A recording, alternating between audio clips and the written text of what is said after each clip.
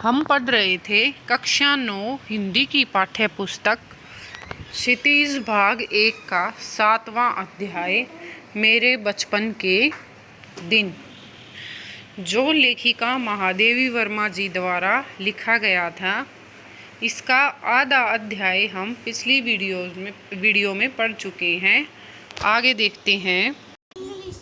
आगे हम देखते हैं। उस समय एक पत्रिका निकलती थी, स्त्री दर्पण, उसी में भेज देते थे। तो पीछे हमने क्या पढ़ा था कि सुभद्रा कुमारी चौहान और महादेवी वर्मा जी जब खेल के मैदान में जाती थी तो पेड़ की डाल पर बैठकर कविताएं बनाती थी। और जो वो कविताएं बनाती थी, उस समय एक पत्रिका निकलती थी, स्त्री दर्पण। उसका नाम क्या था? स्त्री दर्पण। और वो अपनी कविताओं को उसमें भेज देते थे। अपनी तुकबंदी छप भी जाती थी। फिर यहाँ कवि सम्मेलन होने लगे तो उस पत्रिका में उनकी तुकबंदी छप जाती थी और फिर वहाँ पर कवि सम्मेलन होने लगे तो वो दोनों भी उस कवि सम्मेलन में जाने लगी। हिंदी का उस समय प्रचार प्रसार था। ठीक है, हिंदी का उस समय क्या था? प्रचार और प्रसार था। मैं सन 1917 में यहाँ आई थी। ठीक है, लेखिका 1917 में यहाँ आई थी। ये बात 1917 की है। उसके उपरांत मतलब बाद, गांधी जी का सत्याग्रह आरंभ हो गया था। तो उसके बाद क्या शुरू हो गया था? गांधी जी का सत्याग्रह आंदोलन शुरू हो गया था। और आनंद भवन स्वतंत्रता के संघर्ष का केंद्र हो गया था। और जो वहाँ जहाँ कवि सम्मेलन होते थे आनंद भवन में, वो स्वतंत्रता प्राप्ति के संघर्ष का मुख्य केंद्र बना दिया गया था। जहाँ तहाँ हिंदी का भी प्रचार चलता था, कवि सम्मेलन होते थे तो क्रॉसवेट से मैडम हमको साथ लेकर जाती थी। मतलब जब कहीं भी हिंदी का प्रचार प्रसार होता और उसके प्रसार के लिए जहाँ भी कवि सम्मेलन होता तो क्रॉसवेट की जो मैम थी वो उन दोनों को उनमें लेकर जाती, वो महादेवी वर्मा को लेकर जाती थी। हम कविता सुनाते थे। कभी हरिओद जी अध्यक्ष होते तो कभी श्रीधर पाठक होते थे। ये दोनों भी कौन है? लेखक हैं, प्रसिद्ध लेखक। इनकी कविताएं भी हमने पिछली कक्षाओं में पढ़ी हैं। तो उनके कवि सम्मेलन के अध्यक्ष कौन होते? कभी तो हरिओद कवि जी होते और कभी कवि श्रीधर पाठक जी होते और कभी कभी रत्नाकर जी होते, कभी कोई और होता। कब हमारा नाम पुकारा जाए, यानी कब हमें वहाँ कविता सुनाने के लिए बुलाया जाए, बेचैनी से सुनते रहते थे। तो जब तक उनका नंबर नहीं आता था उनको बेचैनी बनी रहती थी। मुझको प्राय प्रथम पुरस्कार मिलता था। ठीक है, लेखिका को प्राय पहला पुरस्कार मिलता था। 100 से कम पदक नहीं मिले होंगे उसमें। ठीक है, लेखिका को 100 से ज़्यादा पदक मिल चुके थे। एक बार की घटना याद आती है कि एक कविता पर मुझे चांदी का एक कटोरा मिला था। तो एक बार की एक घटना याद आती है लेखिका को कि उसे एक कविता सुनाने पर एक सुंदर चांदी का कटोरा मिला, बड़ा नकाशीदार और सुंदर। नकाशीदार क्या होता है? उस पर कलाकारी, बेल बूटे का कार्य किया जाता है बर्तनों पर, तो उसको क्या बोला जाता है? नकाशीदार या कलाकारी। उस दिन सुभद्रा नहीं गई थी। उस दिन सुभद्रा कुमारी चौहान कवि सम्मेलन में नहीं गई थी। सुभद्रा प्राय नहीं जाती थी कवि सम्मेलन में। तो सुभद्रा कुमारी चौहान जी ज़्यादातर नहीं जाती थी, यानी बहुत कम कवि सम्मेलनों में वो जाती थी। मैंने उनसे आकर कहा, देखो यह मिला। तो लेखिका ने उनको दिखाया कि देखो मुझे यह मिला। सुभद्रा ने कहा, ठीक है, अब तुम एक दिन खीर बनाओ और मुझको इस कटोरे में खिलाओ। तो सुभद्रा कुमारी चौहान ने अपनी मित्रता के कारण उससे कहा कि ठीक है, बहुत अच्छा है तुम्हें मिला, एक दिन तुम खीर बनाओ और मुझे इस कटोरे में डालकर खिलाना। उसी बीच आनंद भवन में बापू आए। उन्हीं दिनों आनंद भवन में महात्मा गांधी जी आए। हम लोग तब अपने जेब खर्च में से हमेशा 1-1, 2-2 आने देश के लिए बचाते थे। तो दोनों लेखिका क्या करती थी? अपने जेब खर्च से थोड़े पैसे अपने देश के लिए बचा कर रखती थी और जब बापू आते थे तो वह पैसा उन्हें दे देते थे। ठीक है, आंदोलनों में महात्मा गांधी जी के काम आता था। उस दिन जब बापू के पास मैं गई तो अपना कटोरा भी लेती गई। तो जब महादेवी वर्मा जी महात्मा गांधी से मिलने गई तो अपना कटोरा भी साथ लेकर गई। मैंने निकालकर बापू को दिखाया। मैंने कहा, कविता सुनाने पर मुझको यह कटोरा मिला है। कहने लगे, अच्छा दिखा तो मुझको। मैंने कटोरा उनकी ओर बढ़ा दिया तो उसे हाथ में लेकर बोले, तू देती है इसे? मतलब महादेवी वर्मा जी महात्मा गांधी को दिखाने के लिए कटोरा लेके गई थी। तो उन्होंने सोचा कि जब मैं उनको बताऊंगी कि कविता सुनाने पर मुझे यह मिला है तो वो मेरी प्रशंसा करेंगे। लेकिन महात्मा गांधी ने क्या किया, उस महादेवी वर्मा से वह कटोरा मांग लिया। पूछा कि क्या तुम दोगी मुझे ये? अब मैं क्या कहती? तो अब बेचारी लेखिका क्या कहती? मैंने दे दिया और लौट आई।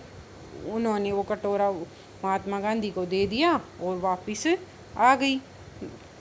दुख यह हुआ कि कटोरा लेकर कहते कविता क्या है, पर कविता सुनाने को उन्होंने नहीं कहा।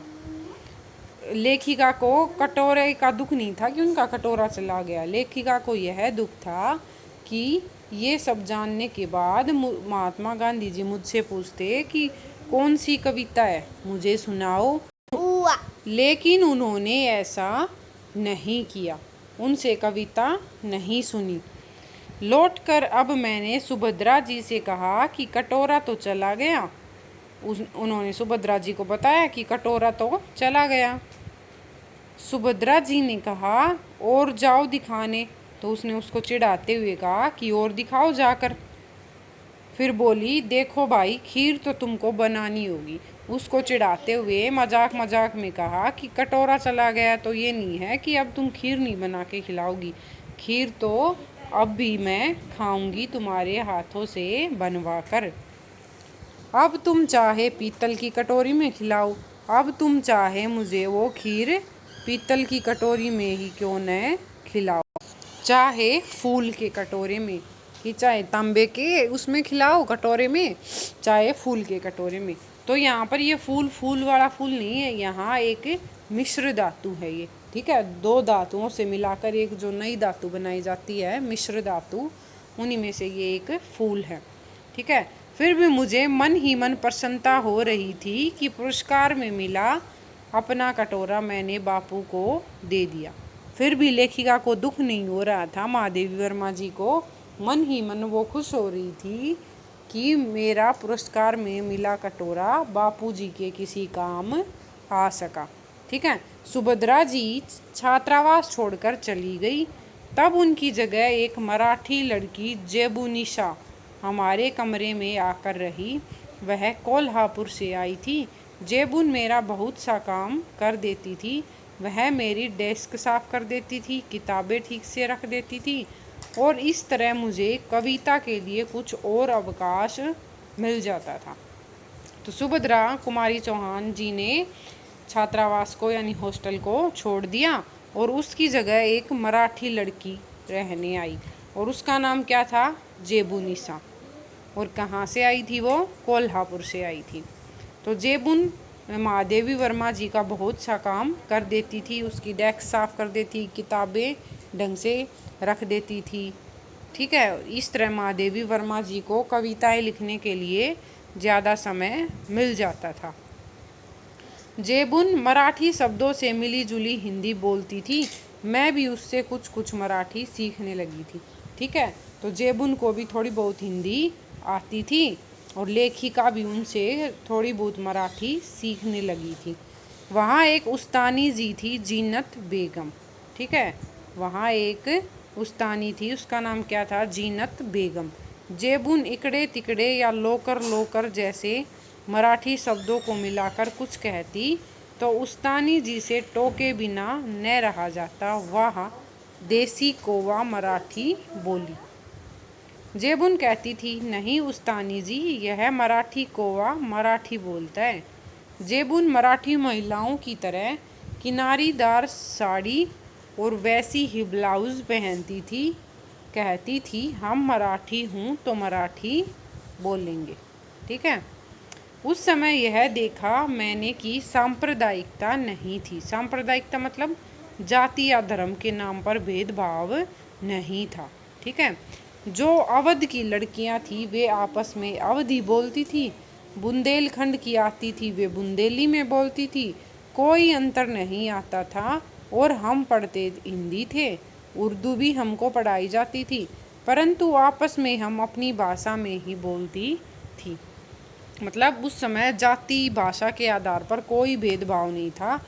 जो जहाँ से आया था वो वैसी ही भाषा बोलता था। ठीक है। यह बहुत बड़ी बात है थी। हम एक मेस में खाते थे, एक प्रार्थना में खड़े होते, कोई विवाद नहीं होता था। ठीक है। तो अलग अलग जगह से आई हुई लड़कियां एक ही मेस यानी भोजनालय में खाना खाती थी और एक ही प्रार्थना में वो खड़ी होती थी। कोई विवाद लड़ाई झगड़ा उनके बीच नहीं होता था। मैं जब विद्यापीठ आई तब तक मेरे बचपन का, लेखिका ने बताया कि जब मैं विद्यापीठ आई तो तब तक मेरे वही कर्म चलता रहा मेरा जो मेरे बचपन का था। कभी कभी बचपन के संस्कार ऐसे होते हैं कि हम बड़े हो जाते हैं तब तक चलते हैं। ठीक है। बचपन में मिले संस्कारों को हम बड़े होने पर भी निभाते हैं। बचपन का एक और भी संस्कार था कि हम जहाँ रहते थे वहाँ जवारा के नवाब रहते थे। उनकी नवाबी छिन गई थी। वे बेचारे एक बंगले में रहते थे। उसी कंपाउंड में हम लोग रहते थे। बेगम साहिबा कहती थी हमको ताई कहो। तो जो उनकी बेगम थी जवारा के नवाब की, वो हमें कहती थी कि तुम मुझे ताई कहो। हम लोग उनको ताई साहिबा कहते थे। उनके बच्चे हमारी माँ को चची जान यानी चाची कहते थे। हमारे जन्मदिन वहाँ मनाए जाते थे। उनके जन्मदिन हमारे यहाँ मनाए जाते थे। उनका एक लड़का था, उसको राखी बांधने के लिए वे कहती थी बहनों को राखी बांधनी चाहिए। ठीक है। मतलब उन दोनों में खासी मित्रता थी। ठीक है।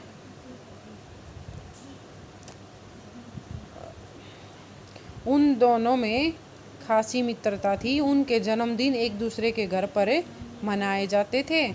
और वो जवारा के नवाब का एक लड़का था और वो जो उनकी बेगम थी वो हमेशा रक्षाबंधन के दिन लेखिका से राखी बंधवाती थी और कहती थी कि बहनों को राखी बांधनी चाहिए। राखी के दिन सवेरे से उसको पानी भी नहीं देती थी। जिस दिन राखी होती थी उस दिन वो अपने बेटे को सुबह से पानी भी नहीं देती थी। कहती थी राखी के दिन बहनें राखी बांध जाएं तब तक भाई को निराहार रहना चाहिए। निराहार मतलब बिना खाए पिए। मतलब राखी के दिन जब तक बहन राखी नहीं बांध देती तब तक कुछ खाना पीना नहीं चाहिए। बार बार कहती थी भाई भूखा बैठा है राखी बंधवाने के लिए। तो बार बार वो लेखिका से कहती कि भाई राखी बंधवाने के लिए भूखा बैठा है, तुम जल्दी राखी बांध दो। फिर हम लोग जाते थे, हमको लहरिये या कुछ मिलते थे, मतलब कुछ उपहार मिलता था। इसी तरह मुहर्रम में हरे कपड़े उनके बनते थे तो हमारे भी बनते थे। मुहर्रम एक मुस्लिम त्यौहार होता है। मुहर्रम जब त्यौहार आता था तो बेगम साहिबा अपने बच्चों के हरे कपड़े बनवाती थी तो साथ साथ लेखिका के भी बनवाती थी। फिर एक हमारा छोटा भाई हुआ वहाँ तो ताई साहिबा ने पिताजी से कहा देवर साहब से कहो वे मेरा नेग ठीक करके रखे। ठीक है। तो नेग क्या होता है? रीति रिवाजों के बदले, धार्मिक रीति रिवाजों के बदले जो उपहार दिया जाता है उसको नेग कहा जाता है। ठीक है। मैं शाम को आऊँगी, वे कपड़े वपड़े लेकर आई। हमारी माँ को वे दुल्हन कहती थी। ठीक है। कहने लगी दुल्हन जिनके ताई चाची नहीं होती है वो अपनी माँ के कपड़े पहनते हैं, नहीं तो 6 महीने तक चाची ताई पहनाती हैं। मैं इस बच्चे के लिए कपड़े लाई हूँ। ठीक है, यह बड़ा सुंदर है, मैं अपनी तरफ से इसका नाम मनमोहन रखती हूँ। तो लेखिका के भाई का नाम उसने क्या रखा? मनमोहन। ठीक है, वहीं प्रोफेसर मनमोहन वर्मा आगे चलकर, वही बालक मनमोहन वर्मा आगे चलकर जम्मू यूनिवर्सिटी के वाइस चांसलर रहे, गोरखपुर यूनिवर्सिटी के भी रहे। ठीक है, जम्मू और गोरखपुर यूनिवर्सिटी के वाइस चांसलर यानी उपकुलपति रहे। कहने का तात्पर्य यह है, कहने का मतलब क्या है, भाव क्या है कि मेरे छोटे भाई का नाम वही चला जो ताई साहिबा ने दिया। उनके यहाँ भी हिंदी चलती थी, उर्दू भी चलती थी। यूँ अपने घर में वे अवधी बोलते थे। वातावरण ऐसा था उस समय कि हम लोग बहुत निकट थे। आज की स्थिति देखकर लगता है जैसे वह सपना ही था। आज वह सपना खो गया। शायद वह सपना सत्य हो जाता तो भारत की कथा कुछ और ही होती। तो इन पंक्तियों के द्वारा लेखिका क्या बताना चाहती है कि लेखिका के परिवार के संबंध नवाब साहब के परिवार के साथ अपनों से भी बढ़कर थे, अपने परिवार वालों से भी बढ़कर थे। जवारा की बेगम ने ही उनके छोटे भाई का नाम मनमोहन रखा था। वे हर एक उत्सव में उनके साथ घुल मिलकर उत्सव मनाती थी। ऐसे आत्मीय संबंधों को तो आज के युग में कल्पना भी नहीं की जा सकती। ठीक है, ऐसे आत्मीय संबंधों की आज के युग में कोई सोच भी नहीं सकता।